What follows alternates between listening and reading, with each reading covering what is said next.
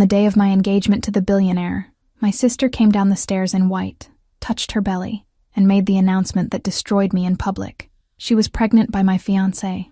The whole ballroom waited for my breakdown, my tears, my defeat, but I just lifted my chin, walked over to the man in the black shirt watching me from the back of the party, and kissed him on the mouth in front of everyone.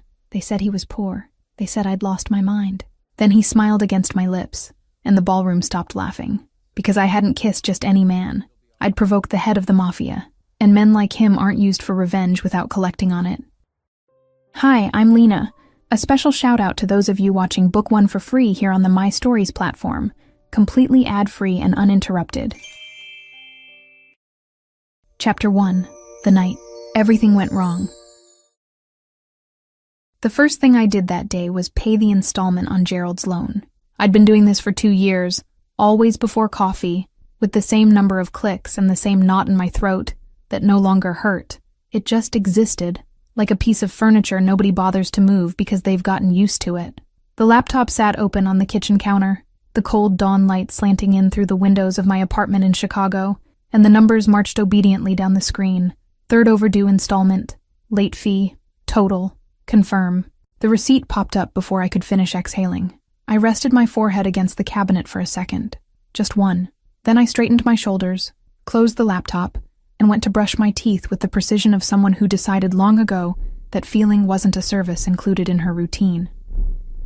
I'm Savannah Whitmore, 24, a landscape architect. I work with plants that take decades to grow, and clients who want them grown yesterday. I learned early how to convert anguish into a drafting board. It was the only competence left over after my mother died, and the rest of the household decided to collapse in slow motion onto my shoulders, with Gerald at the center and Pris in the corner, and me right here, holding it all up. At the office, I opened the botanical project I hadn't shown anyone yet.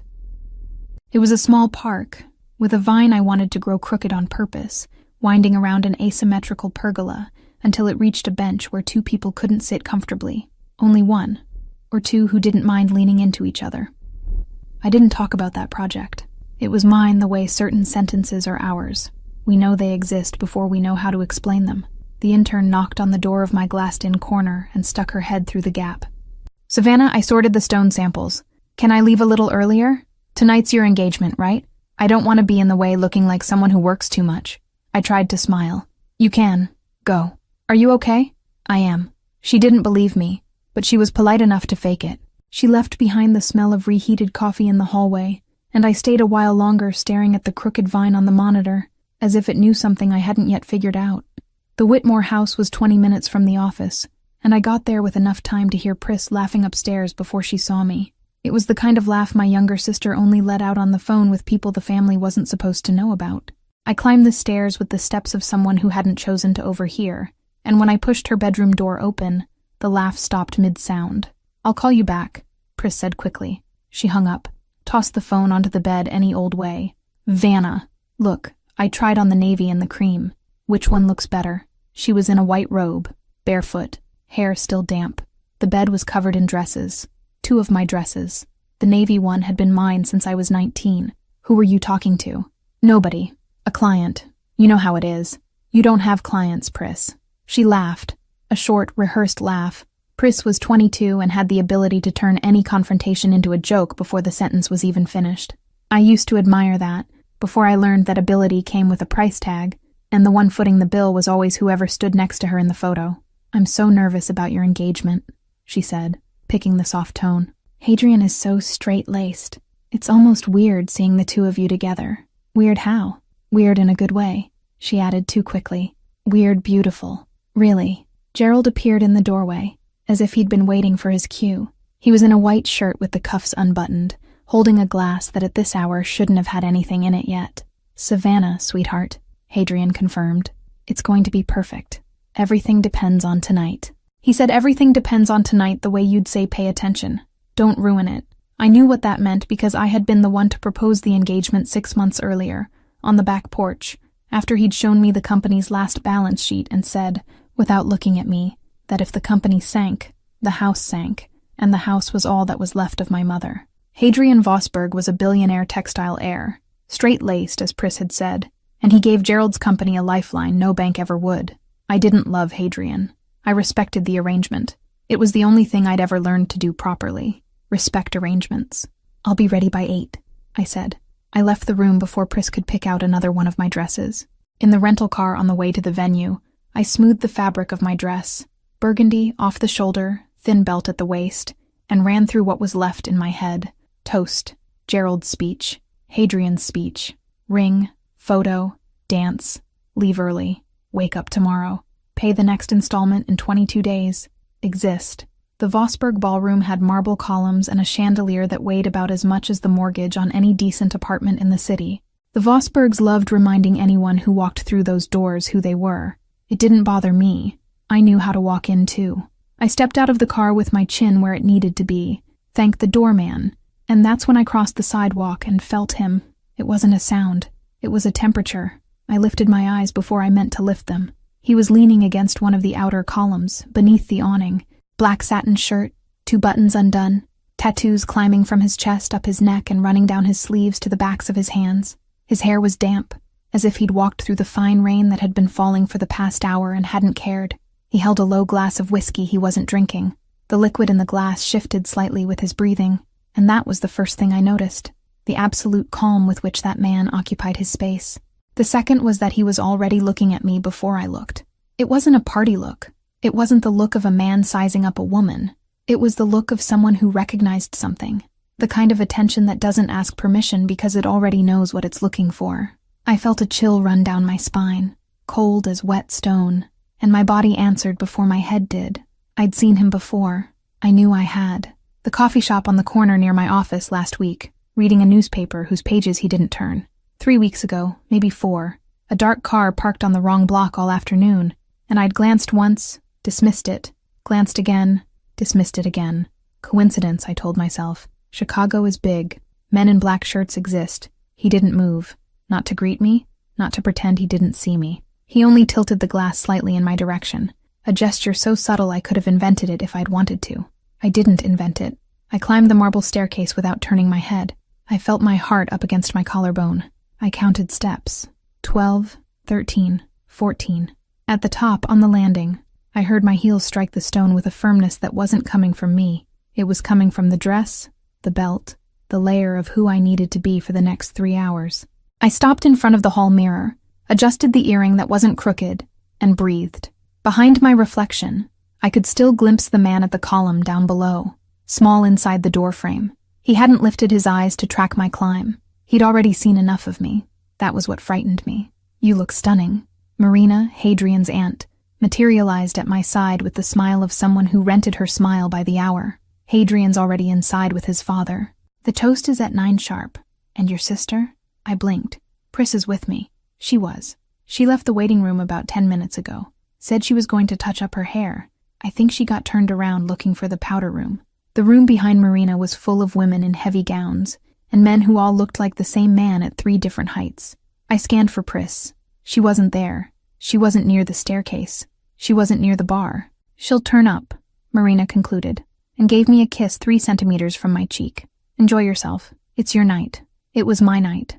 I repeated that in my head as I walked toward the main hall, where Hadrian, in a tuxedo, was talking to his father in front of one of the tall windows, not looking at the door I was walking through. Fine. Hadrian rarely looked at me anyway. It was part of the deal. He didn't pretend.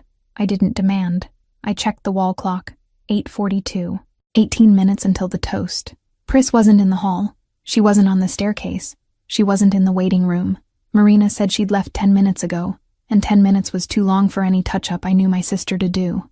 I crossed to the door of the inner balcony, put my hand on the handle, stopped. Through the glass, down on the street, I saw the man from the column still in the same spot, glass untouched, as if he were waiting, not waiting to come in, waiting for what was about to happen. I didn't know which was worse, the fact that I was thinking it, or the fact that thinking it didn't strike me as absurd. I let go of the handle. The room behind me was beginning to settle around the platform where the microphone was being tested. Someone tapped the device with a finger. Sound, sound, sound. One of the staff hurried toward me in low heels, a poorly assembled, anxious smile on her face. "Miss Whitmore, your sister asked to be announced before the toast. She said she had a surprise." I stared at the woman for 2 seconds too long. What surprise? She didn't say. She just asked for the microphone. The music dimmed inside the hall. People began turning toward the inner staircase, glasses raised halfway. The chandelier brightened, as if someone had decided it was time. I looked back at the balcony glass. The man down below was no longer at the column. Chapter 2. White dress, microphone, and a lie. The first thing I saw was the dress. White, long, fitted to the hip, then opening into light layers that flowed down step by step as she descended. Pris had traded the cream and the navy for a wedding gown. It wasn't a party dress that resembled one. It was a wedding gown, with a deep V-neck and a slit up the thigh, and she came down the marble staircase as if she'd rehearsed where the light would hit her right hip. I stood frozen in the middle of the room, near the third column, my champagne flute still untouched between my fingers. I felt the air suspend in my chest in a way that didn't hurt. It just stopped, like when a window slams and the house feels strange for a second before you understand the sound. Pris reached the last step, crossed the platform with the ease of someone who had been invited to do it, and took the microphone from the hands of the staff member who had come to warn me minutes earlier. I saw the woman's face. The woman didn't know. "Good evening," Pris said, and her voice came out steadier than any voice she'd used at home in the past 6 months. "I know it's not my place. I know, but I couldn't live with my conscience if I let something happen here tonight that I'm able to stop." The room fell silent in layers. The music first, the waiters next. The conversations, in short waves, ending one by one like candles blown out. I scanned for Hadrian.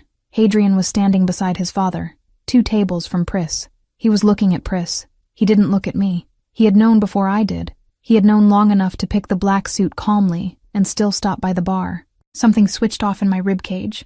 Something small and noiseless, just slipped out of working order. "I'm pregnant," Pris said into the microphone, her free hand resting lightly on her flat belly. "It's Hadrian's. We've been together for 4 months. There was no scream. There was a collective murmur, muffled, of 200 people discovering at the same moment where to look and where not to. Someone dropped a piece of silverware. Someone coughed on purpose. Marina, on the other side of the room, brought a hand to her mouth with the kind of surprise that fooled no one, because the hand arrived too late. I scanned for Gerald. Gerald was at the foot of the staircase, hands folded in front of his body, a small relieved smile, as if he'd finally cashed a check that had been sitting in his wallet for weeks, while he was afraid it would bounce. He looked at me only when he felt my eyes on him, and the smile didn't leave his face. It just slid sideways. That was the exact instant I understood. It wasn't a surprise. It was a script. I had been sold twice by the same family, once to Hadrian, in exchange for Gerald's company, now again, in exchange for the same company, by the same hands, in front of me, my flute still in my right hand. I could even draw the chart in my head. If Hadrian took Pris and the child, the financial alliance with Gerald stayed standing, and Gerald no longer had to explain to the Vosbergs why his eldest daughter still hadn't produced an heir. The fury came cold. It wasn't the hot rage I'd learned to swallow since I was 15. It was something else. It was an internal silence so wide that I heard my own heart slow its rhythm, find a different cadence, and start beating slowly again. I didn't cry. I didn't ask for an explanation. I didn't go looking for Hadrian. I lifted my chin, adjusted the thin belt of my burgundy dress, pivoted on my heels with the precision that came from the project, the drafting board, the stone chosen with tweezers, and crossed the room toward the double doors that led to the terrace. I felt 2 pairs of eyes on my back. 100 pairs. 200. I didn't walk slower or faster. I calculated the distance like a technical line on a drawing. 15 steps. 16. 17. The handle was cold. I pushed. The outside air hit my face, damp, smelling of wet stone and garden. The rain had stopped, but the terrace shimmered in dark patches.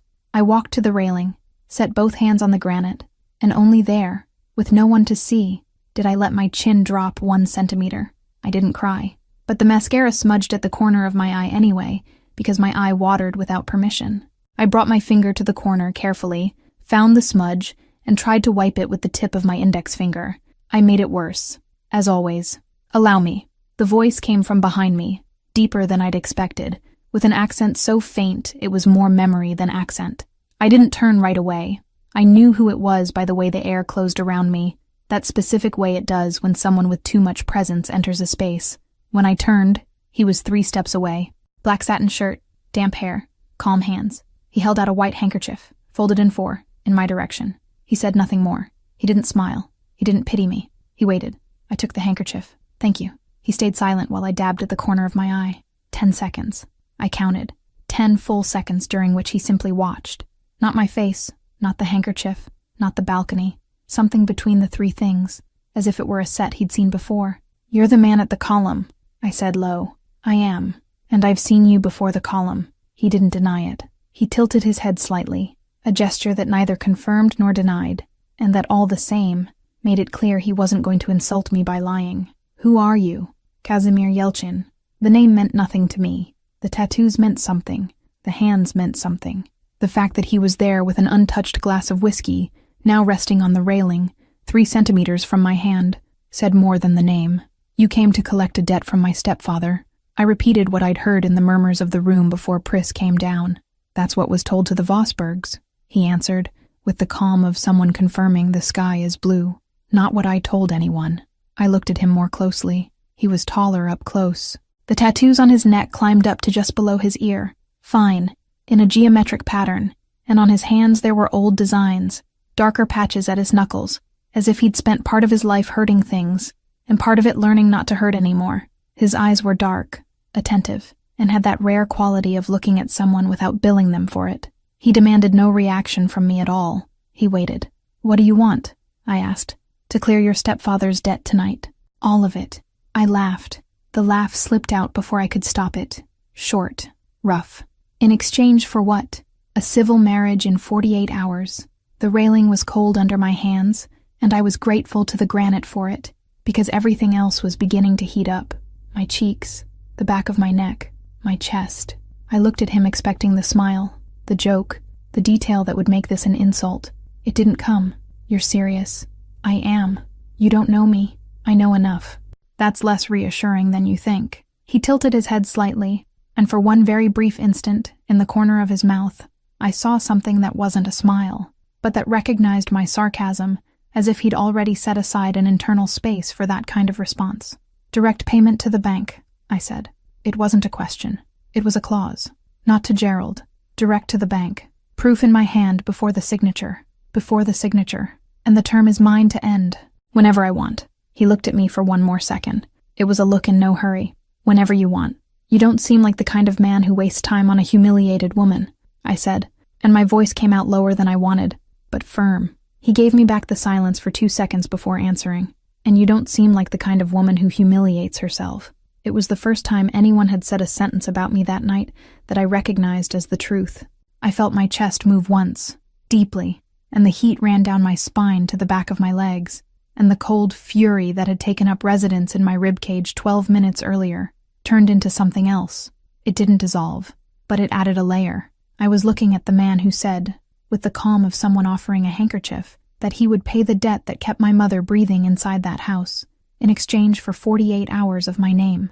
I should have asked 1,000 things. Instead, I took a step forward. The double doors of the ballroom were open 3 meters away. I knew that at least 20 people were still looking in our direction, because humiliated heads don't walk out alone onto terraces in the middle of parties. I knew that Hadrian, from the corner of the room, could see. I knew Gerald could too. Pris couldn't. Pris had vanished toward the powder rooms the moment she handed off the microphone, because Pris never stayed for the part that came after. I raised my hand. I grabbed the front of Casimir's satin shirt, at chest height, where the fabric parted. I felt his breath suspend, not stop. Suspend. It was a difference of millimeters, and it was the most surprising thing about the night, because I was close enough to notice, and because he allowed me to notice. I pulled the shirt down. I kissed him with my mouth closed. 3 seconds. I counted. It wasn't a kiss. It was a signature. His lips were warm, dry, and completely still beneath mine. He didn't ask for more. He didn't pull back. He simply existed there, with the whiskey glass still untouched on the railing behind him.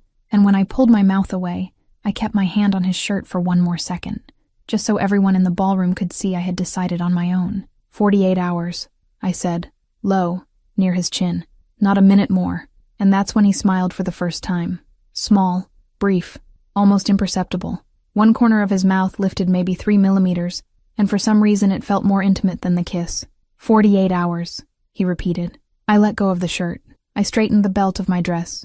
I picked his handkerchief back up off the ledge, folded it in four the way he had before handing it to me, and held it out. Yours, he corrected.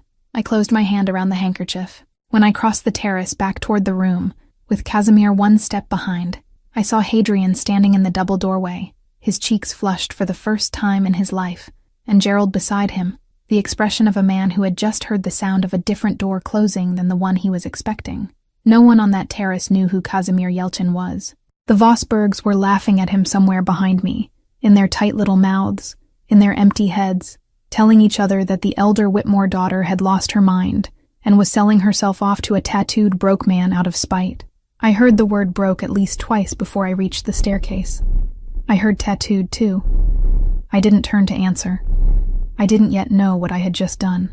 I didn't know that the man holding the double doors open for me with the courtesy of someone holding a door for a stranger was the Pakan of the Chicago Bratva. I didn't know that on that night the Camorra had men watching the Yelchins 3 blocks away. I didn't know that the whiskey glass he had left untouched on the railing for 17 minutes was an old Bratva custom that meant the man in question was on duty, not at a party. I knew only 3 things, and I held those 3 the way an architect holds a scale on a tight deadline project. My mother's debt would be paid before midnight. I had 48 hours of a marriage I could end whenever I wanted, and the man at my side, walking down the staircase in silence, had not lowered his eyes to the floor a single time. Behind us, at the terrace door, someone finally asked out loud, "Who is that man?"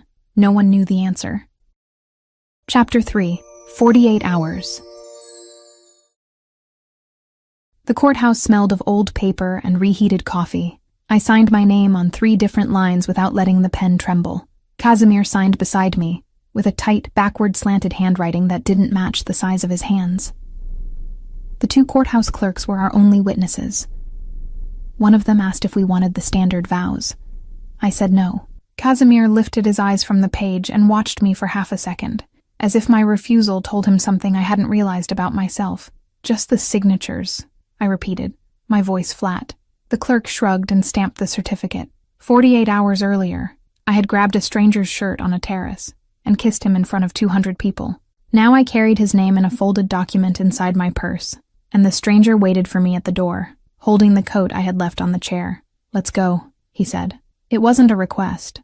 It was the way he said everything, like someone offering the exit and the condition in the same breath. The car was black, sober, with no apparent luxury. By the open door waited a man I didn't know yet. Tall, lean, well-cut gray coat, thin-rimmed glasses, hands without a single tattoo, which, here, was almost a tattoo in itself. He must have been around 50, and had the bearing of someone who'd learned early to seem 2 centimeters shorter than he was, so as not to take up the room. "Mrs. Yelchin," he said, with a minimal bow of the head. "Yegor Pavlovich, I work with Casimir Vasilyevich. My condolences on the marriage." I blinked. Condolences. Congratulations, my apologies. In Russian, the word lands closer to felicitations. It came out wrong in English. His mouth didn't move. It happens in both directions. Throughout the day, Casimir, behind me, let out half a second of air through his nose. That was, in him, the equivalent of a laugh. "Yegor," he said, without altering his voice. "Don't frighten the bride before lunch." "I don't frighten. I inform." Yegor opened the door with his free hand. "Please." I got in. Casimir got in after me, leaving exactly a hand's width between us on the seat. Yegor sat in the front beside the driver, opened a fine leather case on his knee, and took from it a small thermos and 2 porcelain cups wrapped in cloth. He poured one without asking and turned his body to offer it to me. "Tea, with honey." "I didn't ask for it," I said slowly. "You didn't," he agreed. "But you would have asked between the courthouse and home, and stopping the car halfway offends me professionally." He extended the cup 1 millimeter further. "Please." I took it. I glanced sideways at Casimir. Casimir was looking out the window like a man choosing not to interfere in a disagreement between 2 co-workers. "How long have you been working with him?" 23 years, ma'am." 23. He was 9. I was 26. I was hired to teach English. He learned in 4 months, so I had to learn other things to stay employed. Yegor's mouth remained level. I had varying degrees of success. Casimir, still looking at the window. "He only makes jokes when he's nervous." "Ma'am," Yegor said, without turning his face, "I have nerves of steel. What I have is a dry sense of humor. It's different, and the difference matters for the historical record." I laughed, It was a short, involuntary laugh, the first in 3 days. The honey hit my tongue before the tea, in the precise amount. I looked at the cup in my hands and thought, with a strange calm, "So, this is how he knows. The morning tea," I said. "In the apartment. It's you. It's the household, ma'am. I just run the household. With honey. With honey." He capped the thermos with a discreet click. "Coffee with milk is for guests who don't come back. Tea with honey is for those who do. Old policy. Yours? My mother's. I just implemented it." Kazimir quietly, without turning. "Yegor." "Yes." "Kazimir Vasilievich." "Stop." "Yes." "Kazimir Vasilievich." He didn't stop. "Where are we going to live?" I asked, taking the pause. "North side," Kazimir answered. "A simple apartment. You'll like it. You don't know me well enough to know whether I'll like it." "I know enough. He knows enough," Yegor confirmed from the front seat, without being asked. "It's a line of his from the past 2 months. I've already catalogued it." "Yegor." "Yes. Kazimir Vasilievich." It wasn't vanity, on Kazimir's part. It was a statement of fact, and that was exactly what bothered me. And bothered me a little less, because of the man with thin glasses in the front seat, who, I was beginning to understand, existed there specifically, so scenes like this didn't get too frightening. The building was discreet, brick facade, 3 stories, no doorman in an embroidered uniform. 2 men leaning against the entrance greeted Kazimir with their heads instead of their mouths. I catalogued the gesture without letting it show. One of them was too broad in the shoulders for his coat. The other had hands too clean for someone who handled deliveries. "Doorman," the badge said. "Lies," said the rest. Yegor got out before us, opened the door, made a short gesture in my direction. "Ma'am, your things were brought up yesterday." I took the liberty of organizing the closet by length of garment instead of by color. "If you prefer color, I'll redo it tonight. Length is fine." "Excellent. Color is disorder, masquerading as method." He turned to Kazimir. "I'll be back at 7. The meeting with the others has been moved to 9. I've already informed the kitchen. The kitchen is the 2 of us, Yegor. That's why I informed it." He left without waiting for a reply. The apartment had high ceilings, light walls, furniture in straight lines, an open kitchen, a living room with a wide window facing an inner courtyard, a hallway along which I counted 3 doors, the bedroom on the right, the bathroom ahead, and a third on the left, closed, with no visible handle on the outside. Just a dark slot where a digital combination lock blinked green. I paused in front of it for a moment. "That one's mine," Kazimir said, behind me, without a defensive tone, without urgency. "Don't go in." I had no intention. "You did." I turned my head slowly. He wasn't smiling. He wasn't angry. He was just reading me, the way you read an architectural plan before squaring up the angles. "Where's the bedroom?" I asked. He pointed. "That one. I'll sleep on the couch." I looked at the couch, then at him. He was too tall for the couch, and he knew it. I didn't argue. That first night, I lay down on sheets that smelled of new fabric. He knocked before coming into the bedroom to leave a pitcher of water on the dresser, and knocked again before leaving. I closed my eyes with the door ajar and pretended I couldn't hear his bare feet in the hallway. On the second day, I woke to a silent kitchen and the smell of fresh coffee. I walked barefoot, still half blind with sleep, and stopped at the counter. There was a white cup waiting, not coffee, tea, with honey. I lifted the cup and ran my finger along the rim, as if the gesture could undo what I was seeing. I had never asked for tea with honey in that house. I had never asked him for tea with honey anywhere. It was what I drank in the mornings, in silence, in my small kitchen, before paying my stepfather's installment. It was the kind of detail you tell a best friend after many years. I didn't have a best friend. I hadn't told anyone. I lifted my eyes. Kazimir was standing in the kitchen doorway, fresh from the shower, in a black cotton shirt that hid nothing of the tattoos on his hands. He had the air of someone who had just chosen between speaking and not speaking, and chose not to speak. "How did you know?" I asked. "Know what?" "The tea." He crossed the kitchen slowly and picked up a cup for himself. "No honey. You like it. It's not hard." "It is hard." I didn't say. He looked at me for 2 seconds. There was no discomfort on his face. Then let's say I guessed. That was the first time I thought, he's been observing me for longer than he admitted, and that the man with the thin glasses probably had a notebook somewhere where tea with honey had been written down before my luggage even came up. I cradled the cup in both hands and drank. The honey was just the right amount. That was what hurt. That was exactly what hurt. The phone call came that same afternoon. I had stepped out of the bedroom with a job notebook in hand, heading to the living room to find the afternoon light, and stopped accidentally in the hallway when I heard his voice in the kitchen. He was speaking Russian, low, rhythmic, in short syllables that left no room for questions. I didn't understand a word, but I understood it was important, the same way you understand a fight behind a wall. When I walked into the kitchen, he ended the call before the other voice had finished its sentence. He set the phone face down on the counter, smiled small, as if the smile were a curtain. "Business," he said, in Russian. In Russian. "You haven't spoken Russian once in front of me until now. There was no need. And now there was." He looked at me with something resembling a question, but he didn't ask it. "Going to an auction tomorrow?" He changed the subject, with the smoothness of someone who would change anything to pull my eye off the counter. "I am. A charity one. The city's. I designed the landscaping for the annex." I paused. "How did you know?" "You mentioned it in the car." I had not mentioned it in the car. I smiled without the smile reaching my eyes. "I did." I sat in the chair across from his and opened the notebook on the table. I started sketching a random planter line I didn't need to sketch, just to have something to look at. Catalog. Organize. He was watching me, I knew, and it didn't bother me to be watched. What bothered me was that I still didn't have a name for what he did to me when he watched me. Shurt. Thursday. The auction. The city hall's grand room was full of people who greeted each other with kisses in the air and looked over each other's shoulders. I had put on a dark green dress, high at the collarbone, nothing that could spawn a headline. I spoke to the event coordinator, explained for the third time why those particular trees had been chosen for the annex, and stepped over to the opposite wall to breathe. That's when I heard his voice, Hadrian, louder than he needed to be, close enough that I could identify the cologne he used to wear before the wedding that didn't happen. Pris was beside him, small, in a pink dress, holding a glass she had no intention of drinking. The two of them were talking to an elderly couple who smiled politely. Hadrian saw me, and his voice climbed another notch. "Look who's here," he said, loud, to the couple. "The city's landscape architect." A studied pause. "Who sold herself off so quickly to a tattooed broke man that I didn't even have time to feel bad."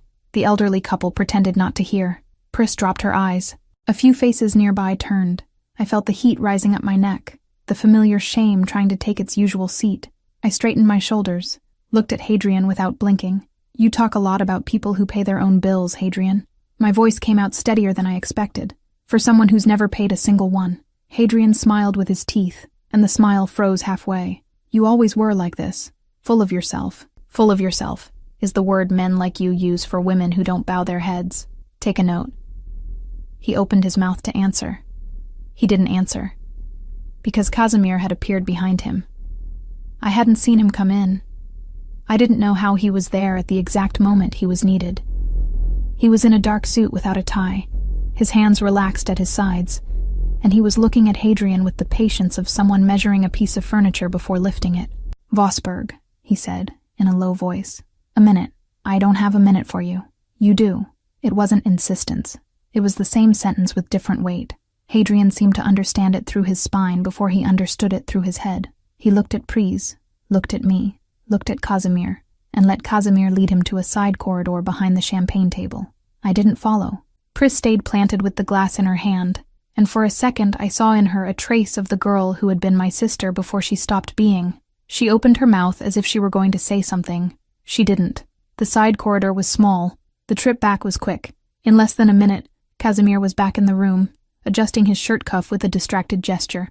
Hadrian came back half a minute later, with a folded handkerchief pressed against his nose, and the expression of someone who'd tripped over his own manners. Blood had reached his collar. He vanished through the side door. Pris went after him. No one said anything. Casimir met me by the wall. He extended his arm with the calm of someone proposing a waltz. "Shall we?" he asked. "What did you do?" "I tripped him." "Casimir, he'll say he tripped." His voice was soft. "He'll say it because the alternative is the headline he doesn't want." I looked at his outstretched arm. I looked at the room. I saw 3 faces turned in our direction, all pretending not to be turned. I took the arm. We walked together toward the garden annex I had designed, our steps adjusted so as not to push my heel. I looked at his hand resting near my wrist, not touching me. I looked at his sleeve. There wasn't a single drop of blood on the sleeve. That was when I caught myself thinking, what pride in him, defending me like that. What dignity, what control. I stopped the sentence midway, corrected myself. That pride wasn't his. That pride was mine, beating inside my chest, and I was calling it by another name so I wouldn't have to admit I'd liked it. I tightened my grip on his arm a little more.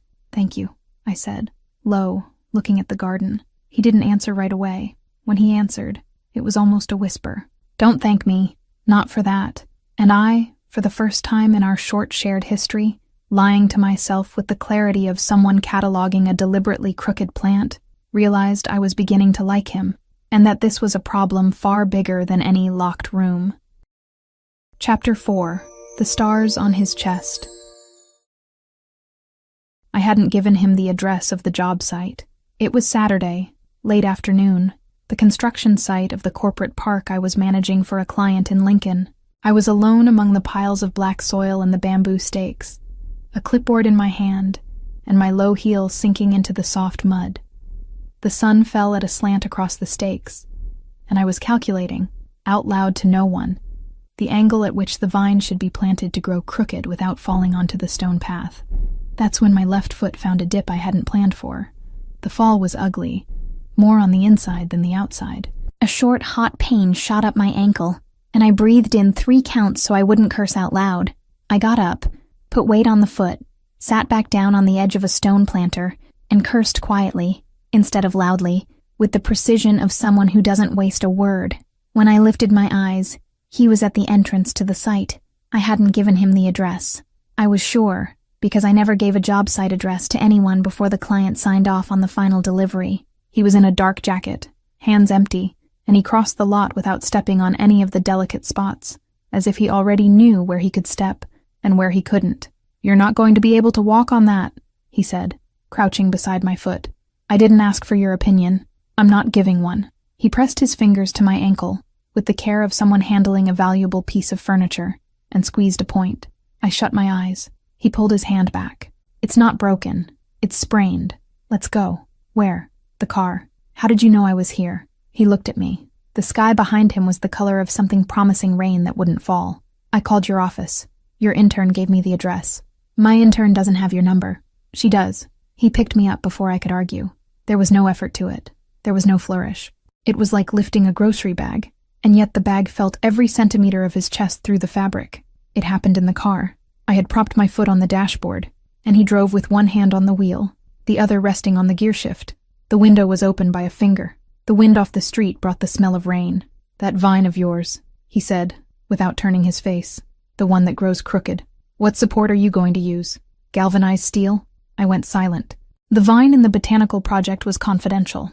The client had required 90 days of secrecy from me. I'd kept the notebook at home. I had never mentioned the plant to Casimir, not at dinner, not in carelessness, not in a dream. "Galvanized steel," I repeated slowly. "Yeah," he continued, still not looking at me, with the smoothness of someone reading a caption. "But galvanized steel stains the young stem of Wisteria floribunda because the galvanization runs off in the rain. You'll want copper cladding. Costs more. Worth it." I looked at the side of his face. "How do you know that?" I read. "You read what?" "Everything." He turned his eyes to me for half a second, and went back to the road. The half second was enough to make the floor of the car disappear from under me. The rest of the ride passed in silence. I looked at the dashboard, looked at the rain that started to fall, looked at his hands on the wheel. He had tattoos on his fingers I'd never studied up close. Fine letters in Cyrillic, on the side of one index finger, a small black dot on each knuckle, marks I didn't know how to read. At home, I washed my face, traded the muddy skirt for a robe, and discovered the cut on my arm. It must have happened in the fall. A stone, a wire, anything from the site. Blood had dried into the fabric of the robe. Casimir appeared at the bedroom door with a small kit of gauze, antiseptic and tape. "May I?" "You're a nurse, too." "I'm several things." He pulled up the stool, sat in front of me, and took my arm in both hands, pressed his knee against mine without apologizing for the contact. His black shirt was open 2 buttons more than usual, maybe out of carelessness, maybe because of the rain. That was how I saw them. The stars. Small, stylized, lined up in 2 rows high on his chest, just below the collarbone. Old ink, firm black outlines, hollow centers. 5 stars on each side, one of the lower ones slightly thicker than the others, as if it had been redone. I didn't take my eyes off my arm, but the question came as if it had a will of its own. "What do they mean?" His hand stopped, restarted, more slowly, sliding the damp cotton along my skin with a pressure so precise it seemed trained. "Brother," he said. That was all. I waited for the rest. He didn't give the rest. He kept cleaning, in silence, with his head down. I could have asked. I didn't, because I realized, immediately, that it was a half lie, not because of what he said, because of what he didn't say. A whole lie is when a man invents a country.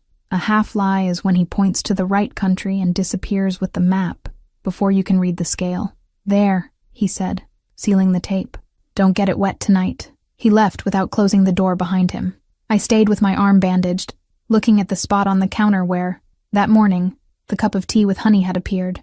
I started the notebook that very night. It was a plain notebook, black cover, the kind I used on job sites. I opened the first blank page and wrote in the lettering of an architectural plan, the letters tall, fine, even, with the slant I had learned to draw on plate legends. Item 1, surveillance prior to the party, coffee shop car. Item 2, tea with honey unprompted. Item 3, $1 million debt cleared in one night, plus apartment too simple. Item 4, phone calls in Russian ended in my presence. Item 5, locked room to the left of the hallway. Item 6, knowledge of the confidential botanical project. Item 7, stars, brother, half lie. I closed the notebook, slid it under the pillow. I didn't sleep for almost an hour. And it was in the dead of night that I went down the hallway. The house was in absolute silence. The faint blue light of the intercom tinted the rug. I walked barefoot, with the bandage on my ankle pulled tight, and stopped in front of the doorless handle. I pressed my palm to the wood. I had no plan. It was curiosity, and curiosity, in me, had never been innocent. I pushed the small panel of the digital reader with my fingertip. Nothing happened. I tried the edge. I tried the corner where the door met the frame. Not yet. I turned my face without startling.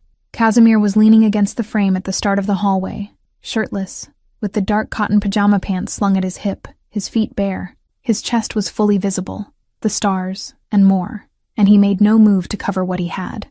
There was no anger on his face. There wasn't even disappointment.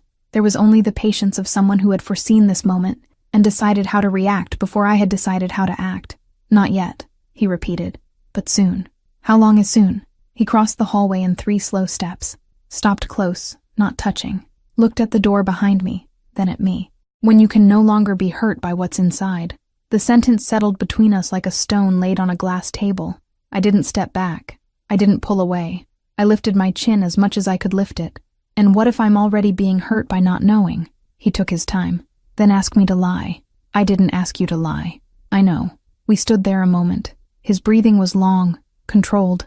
Mine was a step behind, trying to catch up. He was the one to back off first. He extended his arm with the palm down, without touching me, like someone offering passage. Go back to the bedroom. I went, not because he told me to, because I wanted to lie down and think. The next day he cooked. It was the first time. Root soup, something with celery and honey and allspice that must have been a Russian recipe. I didn't ask. He set the table for 2, with a linen tablecloth I'd never seen in that house, and lit a low candle between us without saying it was romantic, because saying it would have ruined it. We ate in silence for 2 minutes before he asked, "Who taught you to draw?" The question landed just right. I set the spoon down. "My mother." "Your mother drew?" "No. She made lists. Lists of everything. Just lists. I copied her handwriting from when I was 15 on, after she died." I hesitated.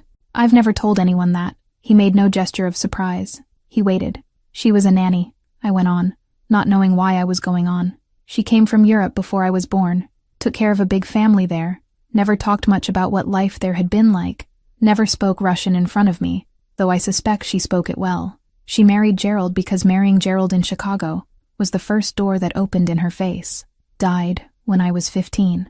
Pris was 13. She left a box." "What box?" "A cardboard box. Letters. Other things." I stirred the broth with my spoon so I wouldn't have to look at him. "I never opened it." "Why not?" "Because once I open it, she finishes dying. As long as the box is closed, she's still leaving." He didn't say anything for a long time. He didn't ask her name. He didn't ask where in Europe. He didn't ask if the letters were in some language he could read. He didn't ask any of the questions I, for one short moment, was afraid he might ask. He just ate, refilled my bowl when it was empty, refilled his own. When I got up to lie down, he stopped me with a low voice. "Savannah?" "Yes. Thank you for telling me." I nodded and went. I didn't close the door all the way. I left a crack the width of a palm, and lay on my side so the notebook under the pillow would rest under my cheek. Before sleep, I opened the notebook in the faint light of the lamp and added a new line. Item 8. He didn't ask her name. Then I closed it, and I fell asleep with the strange feeling that item 8 was the most dangerous item of all. Chapter 5. The gun in the drawer. Wednesday started too ordinary. I got to the landscaping office at 9:30, my hair still damp from the quick shower I took after Casimir left to handle something. He had said it just like that, something, and kissed the top of my head before going down, as if we were the kind of couple that kissed each other on the top of the head before going down. I didn't enjoy the discomfort. I put the key into the office lock with a hand a little steadier than usual, opened the glass door, and greeted Lucy, my intern, 22, short hair, 2 iced coffees in her hands like extensions of her arms. "Have I told you should franchise that addiction?" I asked, taking the cold cup she held out. "Have I told you should give me a raise for putting up with my addiction?" she answered, sitting at the drafting table at the center of the room. We laughed easily there. It was one of the places I could still forget, for 30 minutes, that life had become a hallway with a locked room at the end. I opened the city project notebook. The vine from the confidential project, the one that grows crooked, took up the center of the page. For some reason I looked at the plant with a strange calm, as if it were the only thing in the room that didn't yet owe me an explanation. That was when the glass door shuddered. It wasn't a knock. It was a kick. The kind of kick a person gives when they don't intend to use the handle. 3 men came in single file, the first with his shoulder turned forward, a leather jacket too thin for Chicago's cold. Italians. The second one shouted something in a language I recognized without understanding. Camorra. The word appeared in my head as if someone had switched on a sign. Yelchin, the first one said in heavy English. "Where?" I stood up slowly. Lucy froze in the chair with the cup in her hand. "Lucy," I said without looking at her. "Bathroom. Now." She didn't argue. It was the smartest thing she'd ever done in her life. She got up, crossed the 3 meters to the bathroom door with the silent speed of someone who understands you ask questions later, and locked it from the inside. "I'm just an intern, you guys." Her voice came muffled through the door, shrill with terror. "I don't get hazard pay." The man in the jacket laughed. It was the worst kind of laugh, the kind that warns you he's leaving that room with blood on his hand one way or another. "Where's your husband, princess?" The word husband came out of his mouth with a sarcasm I didn't have time to process. I was already backing 2 steps toward my desk, the bottom drawer, the one on the right corner. That drawer I hadn't opened in 2 weeks, since the morning I'd found the gun lying on a white towel, and beside it a small black device, the size of a lighter, with a blue light blinking slowly. I hadn't asked. I'd closed the drawer and pretended I hadn't seen, but the body remembers things the mouth doesn't ask about. "He's not here," I said in a low voice. "As you can see." "We'll wait," the second one answered, in better English. They took 2 steps forward. I kicked the leg of the drafting table with all the strength I had. The table tipped on its side with a crash of wood and paper and models, and I dropped my body weight onto my desk, opened the bottom drawer, grabbed the gun in my right hand and the device in my left without thinking twice. The blue light was still blinking.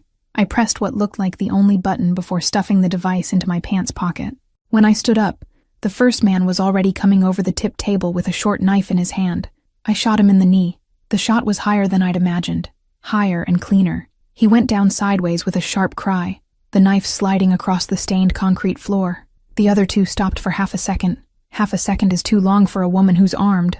"Next step," I said, and my voice came out without trembling, which scared me more than the shot, and I aimed for the head. "I don't get hazard pay," Lucy yelled again from the bathroom. I locked my jaw. I didn't laugh. I couldn't. The Camorra looked at me as if I'd gone insane, which was maybe true. "Lower the light, princess," the second one said, and raised his gun. I didn't know what I was going to do in the next second because the next second wasn't mine. The glass door shuddered again, but this time it wasn't a kick. It was the entire door coming off its hinges. Casimir came in with 2 men behind him, all in black, with no visible hurry, and a deadly hurry underneath. He crossed the room in 3 strides. He said nothing. The 2 Bratva men grabbed the 2 Camorra men still standing by the back of the neck, in motions I didn't finish following. When I started breathing again, the 2 were on the floor, and the Camorra man I had shot in the knee was groaning quietly against the wall. No reach left to do anything more. 7 minutes. I had counted, without meaning to. 7 minutes since the door first shuddered. Behind Casimir, in the destroyed doorway, Yegor came in last, with his gray coat buttoned to the second button and a small thermos in his left hand. He looked at the two bodies on the floor, looked at the third one against the wall, looked at the tipped table, looked at the crushed balsa model, and frowned, in the most imperceptible gesture possible, the inner part of his left eyebrow. "Ma'am," he said, calm, "I brought tea. I decided on the way that it would be necessary before I knew why it would be necessary." He set the thermos down on a still-standing piece of the side table, beside the crushed model, with the gentleness of someone laying down an offering. "When the shift permits." "Yegor," Kazimir said without turning his head. "Yes, Kazimir Vasilievich. Not now. I know. That's why I only set it down. I didn't pour. I almost laughed. I didn't laugh, because I lifted the gun. Not toward the Camorra men, toward Kazimir. 'Don't move,' I said. He didn't move.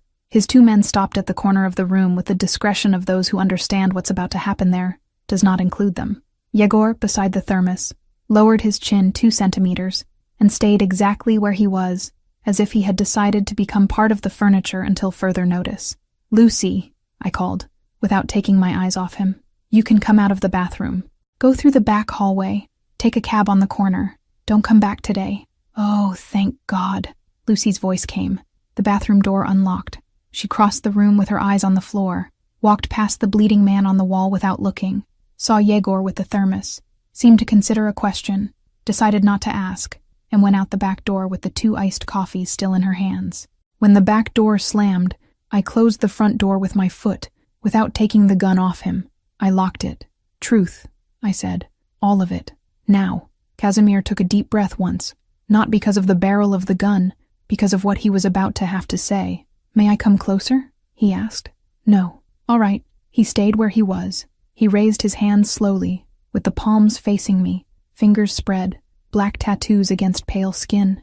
I saw the hands with new clarity. The same hands that had cleaned the cut on my arm 3 nights earlier. The same hands that had prepared tea with honey before I asked.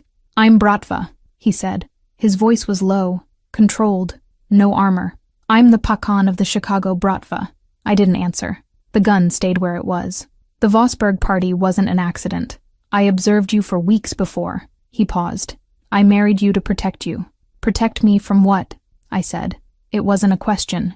It was an order. "From an enemy I can't yet give you a name for." He held my gaze. "Not because I don't trust you. Because the minute he has a name in your mouth, you become a formal target. Today, he's looking for you as a hypothesis. Tomorrow, if you say it, he looks for you as a certainty. And the men out there? Those 3? Camorra, Old Debt, mine, not yours. They came here because they found out you're mine." The word came out of him without performance, and it was the part that hurt most, and tried to reach me by the shortest route. I gripped the handle of the gun harder. The hand trembled for the first time, not the hand holding the gun, the other one. "How long have you known who I am?" I said. He hesitated. It was 1/10 of a second. I saw it. Before the party. I closed my eyes for a moment. When I opened them, the room felt narrower. I crossed the 3 steps that separated us and hit his chest with both fists. I hit once, twice, 3 times. The stars beneath the fabric of his shirt took each blow as if they had taken others before. He didn't move. He didn't grab my wrists. He didn't pull back. He stood there, hands up, letting my weight enter him. I cried. It was the first time in 3 years. Ugly crying, with sound, with short sobs, with rage running down my chin.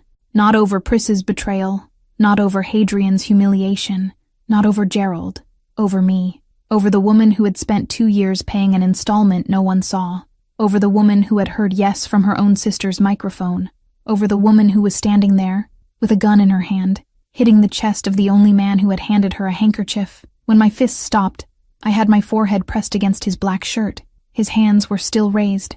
"You can lower them," I said, my voice broken. He lowered his hands slowly. He did not touch me. I took a step back, wiped my face with the back of my hand. The gun was still in the other. "You have time," I said, "until I figure out the rest. After that, I decide. Not you." He nodded once, without saying all right, without saying thank you. He just nodded, slowly, like someone receiving a sentence he'd been expecting. "Thank you," he said, afterward. The word seemed out of place in his mouth, as if he'd used it so little in his life. He still didn't know where to rest his tongue on it. I set the gun on the desk, not on the floor, on the desk. By my standards, It was a demonstration of trust that cost me more than his confession. Yegor cleared his throat softly. It was a technical clearing, calibrated not to interrupt, only to announce that he still existed in the corner of the room. "Ma'am," he said without coming closer. "Now." He held out the thermos from a distance, with a steady hand. I looked at him, at the thermos, at Casimir. I looked at the Camorra bodies on the floor, at the crushed model, at the wall with the Italian's blood at the baseboard. I looked at Yegor again. "You really are offering me tea with honey right now. I offered it in the car. I offered it at the apartment. I offer it here. It will be a constant." He took half a step forward, set the thermos on the edge of my desk, and stepped back. "You decide the moment. I just guarantee the offer." "Yegor." "Yes." "Casimir Vassilievich." "You're insufferable." "Yes, Casimir Vassilievich. That's why I'm the last one to leave when someone tries to kill the lady." It was the second time that day I almost laughed. This time I didn't hold it back. A single syllable came out. Rough, but it came out. And it was the first thing in 7 minutes that made the air in the room breathable again. "We can't stay here," Casimir said. "These 3 on the floor are the first. In an hour more will arrive." "Where to?" "A cabin outside the city, not registered in any of my names, so you can breathe and so I can set up a perimeter." He looked at his 2 men in the corner. "They take care of this. Lucy doesn't come back today, or tomorrow." "I'll send someone to talk to her." "I'll send someone," I said. He looked at me. It was a different look. Not from a pakan, from a man. "You send someone," he agreed. "I'll also send someone," Yegor added, from the corner, "but as a backup, just in case." We picked up our things. I picked up the notebook, the bag, the gun off the desk, and, after half a second of hesitation, that no one in that room had the rudeness to comment on, the thermos. The device in my pocket I didn't take out. As I passed through the destroyed glass door, the man I had shot in the knee looked up at me from the floor. I did not look away. In the car, Casimir drove without music, hands steady on the wheel, the lights of the city streaking the window. I looked at him from the side, without him seeing me, or thinking he didn't see me, and I noticed something that rearranged me from the inside. I wasn't afraid of him. I was afraid of what I felt looking at him. The road left the city heading north. The lights fell behind, then the houses, then even the asphalt seemed darker. He turned off the GPS before the turnoff and made a right onto a dirt road I'd never seen. The car's headlights opened a narrow corridor between trees the night made look taller. The cabin appeared at the end of the road, as if it had always been there waiting. Dark wood, low roof, a thin chimney, and the light in the window on. Casimir stopped the car 20 meters away. He didn't get out. "You didn't say you were expecting anyone," I said. I wasn't. His hand went to the belt, where I now knew there had been a gun from the start. "Stay in the car," he said. I looked at the lit window of the cabin. Behind the glass, the silhouette of a figure seated did not move, neither to greet us, nor to flee. Someone had arrived before us. Chapter 6. The First Morning. Without calculating. Casimir got out of the car with his hand on his belt and crossed the 20 meters to the door without making a sound on the dirt. I stayed in the passenger seat with the gun from the drawer in my lap, the device in my pocket and my heart in my throat. The cabin door opened before he touched it, and the silhouette in the window got a face. It was Yegor. I blinked twice to confirm. It was him, gray coat, thin glasses, hands out of his pockets, and I had no idea how he had gotten there before us on a dirt road that Casimir had taken off the GPS before the turnoff. They exchanged 3 sentences in Russian at the lowest pitch the human voice can support. Yegor nodded once. He nodded at me, on the other side of the car window. He left along the side trail of the cabin without looking back. In half a minute I heard the engine of another car I hadn't seen arrive, and the night swallowed the sound. Casimir came back to my side and opened the door. "That was Yegor," I said. It was. "How did he get there before us?" "He always gets there first. Don't ask me how. It's been 23 years, and I don't know either." "What did he come to do?" "Light the fireplace, stock the pantry, leave tea." Casimir hesitated half a second. "And confirm the house was clean before you arrived. He doesn't trust anyone with that. Not even you, especially not me." It was an answer 2 weeks earlier I would have refused. That night I just put the gun in my bag and got out of the car. The cabin smelled of old wood and ashes that had been cold until 15 minutes ago. The fireplace was already lit, low, licking the wood from the inside. On the side table, beside the low couch, there was a tray, black tea in a tin, a jar of dark honey, 2 porcelain cups wrapped in cloth, and a folded blanket of thick wool. Beneath the tray, a small folded card. Casimir read it without picking it up. "What did he write?" I asked. "Honey on the left. Don't confuse it with the salt. Last time I'm saying it." I laughed. It was a short laugh, slightly choked, but it came out.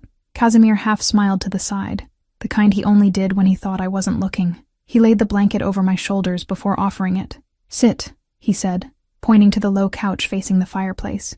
I sat. The flames were still small, licking the wood from below, but the warmth reached my hands before the smoke reached the ceiling. I looked at my own palms, the same palms that had pulled a trigger 4 hours earlier. They weren't trembling anymore. Casimir brought 2 cups, one with tea and honey, the other plain black, nothing in it. He set mine on the side table and sat in the armchair next to me, not on the couch. He kept a distance that was a request, not a lack. We sat in silence. It wasn't a light silence. It was a silence full of everything that had fit into the room at the office, into the 7 minutes of waiting, into the drive back. But it was a comfortable silence to share, which had never been my life's specialty. The cup warmed my hand. The honey hit my tongue before the tea, as always. I closed my eyes. "How many weeks?" I said, without opening my eyes.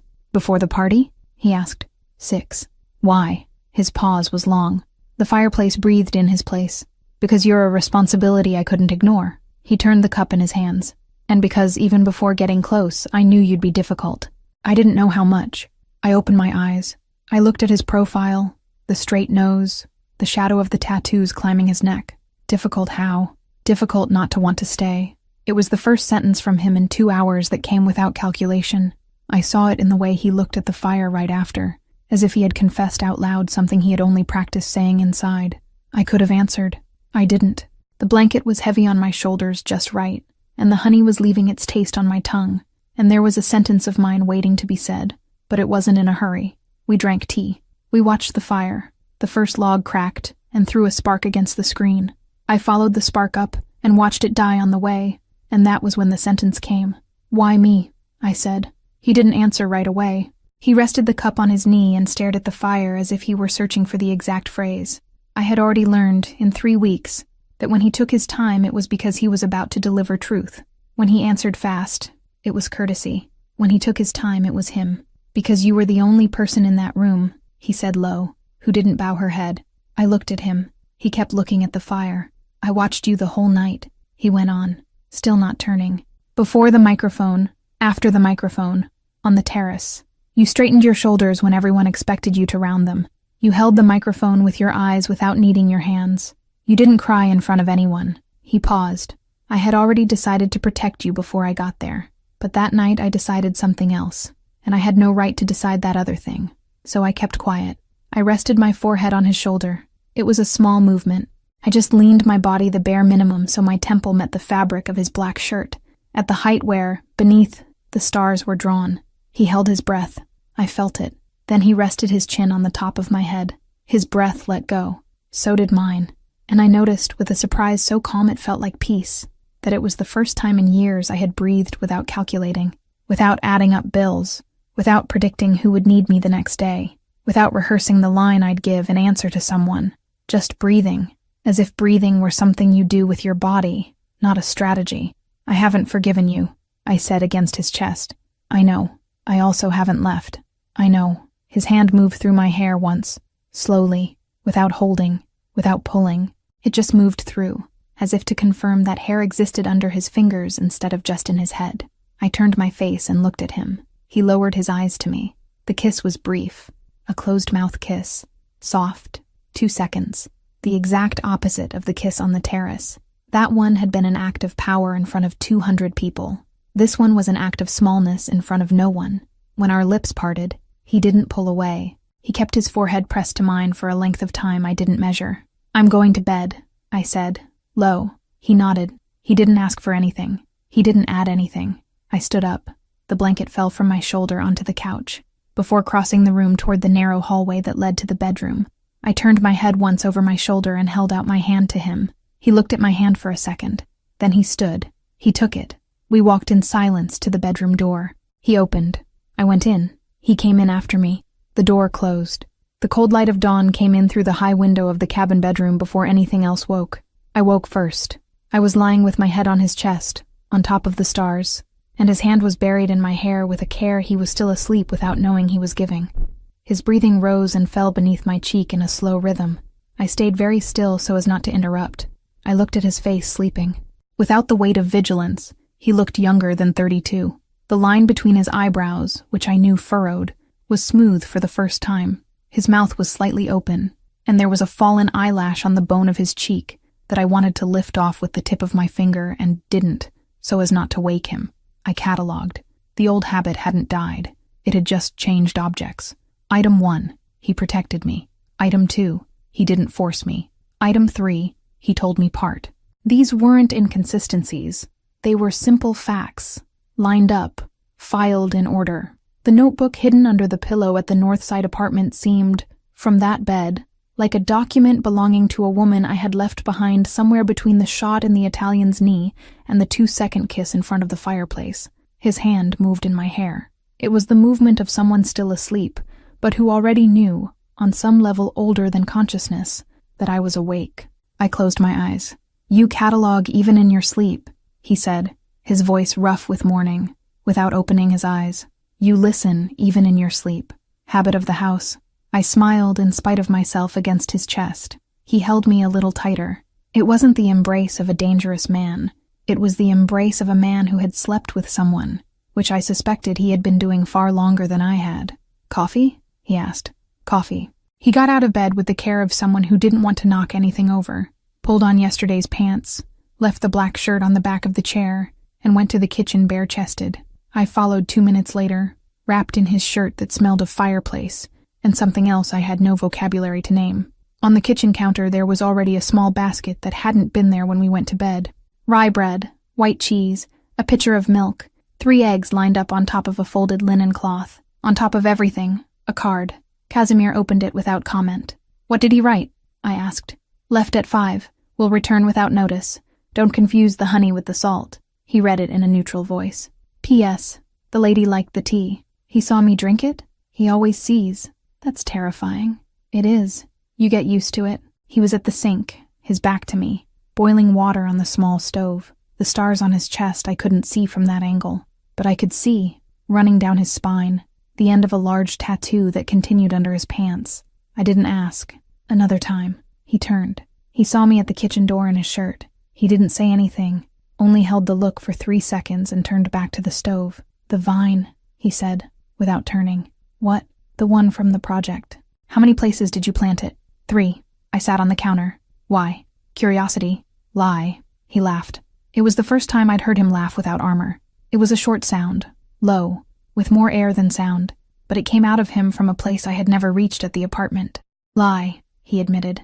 "Do you like the plant?" "I like that it grows crooked on purpose." "That's not an answer." "I know." He handed me the cup. "Tea with honey." I hadn't even noticed when he had switched the coffee for tea, or whether it had always been tea, or whether he had simply seen on my face that I wanted honey. We sat at the small table. Outside, the light had shifted from cold to warm. The forest around the cabin had that thick silence only very old trees can produce. "How long do we stay here?" I asked. "Long enough." "For what?" "For you to decide." I looked at him. He didn't look away. "I've already decided part," I said. "I'm staying today. I won't promise tomorrow. I won't promise next week. But I'm staying today. Today is what I can offer you, too. It's not. You can offer me more. I can, but I won't offer it before you ask." I rested the cup on the table. The honey was at the bottom, darker. I stirred it once with the spoon, as if stirring helped anything. It did help. It helped me not say yet the sentence that had come into my head during the night, in the moment when I was already pressed against his chest and about to drift off. He chose me before the party. Why? The sentence had crossed my brain like a passing thought. Light, almost imperceptible, but with the precision of a ruler. I had closed my eyes without finding an answer. I had also closed my eyes without finding enough lie to leave. He was there, at the small wooden cabin table, holding his own cup of black tea without honey, with the stars of someone he wouldn't tell me about hidden under the shirt I had put on. I looked at his hands. The tattoos on his knuckles seemed less black in the morning light, more gray, more old, more human. "Are you hungry?" he asked. "Yes. I'll make eggs. They're not chef's eggs. They're eggs. Their eggs sounds great." He stood. He went to the basket, picked up the 3 eggs lined up on the folded linen cloth, and started cooking with the concentration of someone who had taught himself, badly, and decided to do it that way for the rest of his life. I sat in the chair watching. The question, why before the party, I kept, not under a pillow, not in a notebook, in a higher, airier place, where it could wait without rotting. Today I was going to eat eggs with him. Tomorrow I'd decide the rest. Lena here. That wraps up book 1, and I've already finished book 2. You can get access to it for a really small fee. I was happy. The smell of Casimir was in my sheets, the low sound of his breathing in the dead of night, and that silent care that arrived before any request. Casimir didn't ask me for more than I needed. He guessed. And when his fingers closed around my waist while I slept, a dangerous part of me believed it was shelter. I almost was foolish enough to believe it, until I opened my mother's box. At the bottom, between letters in Cyrillic and an Orthodox rosary, there was an old photograph. My mother, young, in the arms of a man with light eyes. On the back, a name, Yosef, my husband's brother. My blood ran cold. Casimir put a ring on my finger, knowing I was the daughter of his brother, knowing I was his niece, and the question that tore me apart wasn't whether he knew. It was why. Why kiss me like salvation? Why take me to his bed? Why call me wife, if perhaps my blood carried the same name as his? I didn't scream. I didn't ask for an explanation. I just left the ring on the bed. He knew what that meant. Now it's war, and this time I'm not a fool anymore. Like I said, that was just a taste of book 2. To watch it uncensored, just click on the first link here in the pinned comment. I'll see you on the other side in a few seconds. Remember, just click on the first link down here in the comments, and book 2 complete, no ads, no interruptions, will already be available for you. It's very simple. Book 2 is something I'm loving making. You're loving it too, so I promise there will be more. It's where you find increasingly spicy stories, a true dark romance. And precisely because this version is getting more and more heated, the video isn't well accepted publicly on YouTube. This closed environment is where I can actually share my essence and where I feel free to do my best work for you. More news coming soon. I'll be waiting for you on the other side. Congratulations! Your purchase has been confirmed, and you now have full access to books 1 and 2 of all our stories, completely ad-free and uninterrupted. Everything is available on the My Stories platform, from Mafia romance and billionaire romance to our spicier tales. This content is ready for you now, with new episodes added daily. Access is simple. Just log in using the same email address you used for your purchase. A confirmation has also been sent to that same email. The My Stories platform is very simple and intuitive. Each image represents a story. If it has a book 2, just click and press play. Everything is already unlocked for you. You can also rate each story, leave a like, and write a comment. Your feedback will be visible to all our other subscribers. This is our romance universe, so please feel free to interact. From this moment on, this is officially your home for romance stories. Just head over to mystoriesromance.com and press play. Welcome to the family.